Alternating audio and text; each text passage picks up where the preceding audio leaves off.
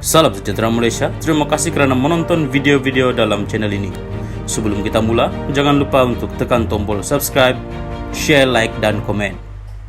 Let's go! Salam sejahtera dan selamat petang kepada seluruh rakyat Malaysia. Berita panas hari ini dipetik dari Malaysia Kini bertajuk Perarakan replika bersenjata, Menteri Gesar tonjol Islam damai. Berita penuh, perarakan dengan menggunakan simbol pahlawan Islam dengan senjata beri gambaran tidak baik kepada agama dan negara, kata Menteri di Jabatan Perdana Menteri Hal Ehwal Agama Muhammad Naim Mokhtar. Beliau berpandangan bahawa penganjur program berkenaan sepatutnya menonjolkan nilai-nilai Islam yang bersifat damai, mengajak kepada perpaduan dan kesejahteraan. Perarakan tersebut telah menimbulkan pelbagai persepsi dan juga kegelisahan masyarakat. Pada hemat saya, tindakan berarak dengan kaedah tersebut adalah tidak wajar dan boleh memberikan gambaran yang tidak baik kepada agama Islam dan negara.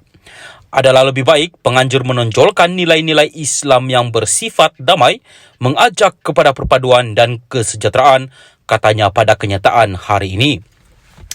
Tambah Muhammad Naim, lagi, semua pihak adalah bertanggungjawab untuk menyeru kepada keamanan dan keharmonian dalam masyarakat.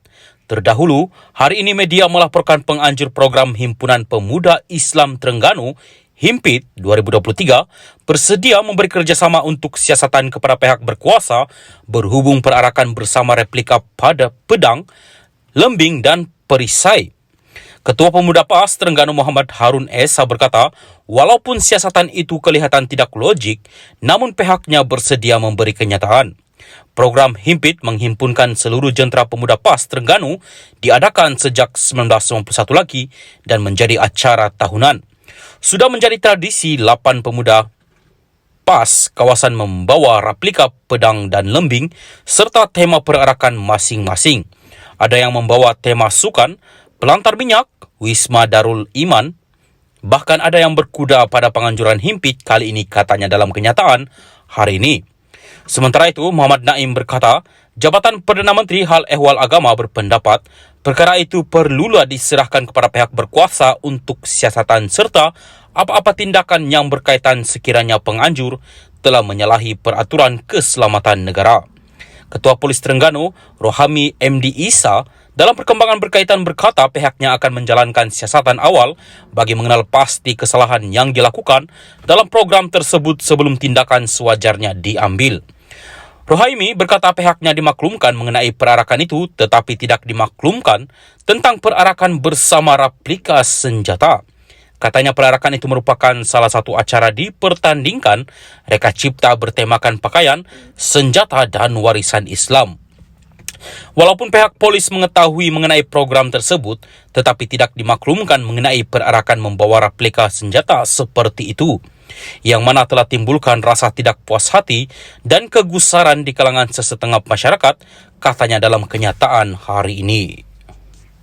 Salam sejahtera dan selamat pagi kepada seluruh rakyat Malaysia dan pendengar berita panas hari ini dipetik dari syahbudin.com.net bertajuk Biarkan PN jadi pembangkang selama-lamanya. Berita penuh, belum pun sampai 3 bulan jadi pembangkang, PN yang ditunjangi Bersatu dan PAS ternampak begitu galak mencari salah Anwar Ibrahim dan kerajaan perpaduan yang dipimpinnya. Macam-macam yang mereka pertikai, termasuk juga perkara-perkara yang tidak masuk akal sama sekali. Kelakar dan geli hati pun ada melihat gelagat mereka sekarang ini lantaran mereka pernah berada dalam kerajaan selama 33 bulan sebelum ini. Tetapi, apa yang telah mereka lakukan? Lupakah mereka yang prestasi buruk PN ketika jadi kerajaan?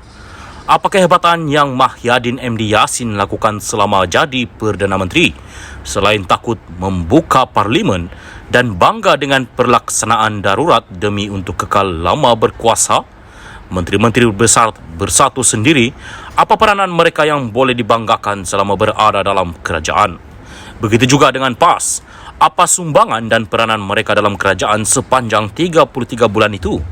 Kenapa baru sekarang sibuk menyalahkan kerajaan, walhal ketika berada dalam kerajaan mereka sendiri tidak berbuat apa-apa yang bermanfaat untuk rakyat dan negara? Mana janji-janji yang pernah dikumandangkan ketika belum jadi kerajaan sebelum ini? Kenapa hanya setelah tidak lagi jadi kerajaan, baru hendak bising itu dan ini? Apa yang PN lakukan sekarang setelah berada di kedudukan sebagai pembangkang tidak lain hanyalah untuk membuktikan mereka masih relevan untuk mentakbir semula negara ini.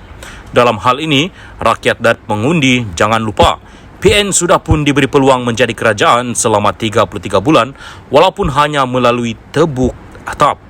Hakikatnya, melalui peluang tersebut, PN telah terbukti gagal mentadbir negara di mana Mahyadin sehingga ini kekal dalam rekod sebagai Perdana Menteri yang mempunyai prestasi paling buruk sekali sejak negara merdeka.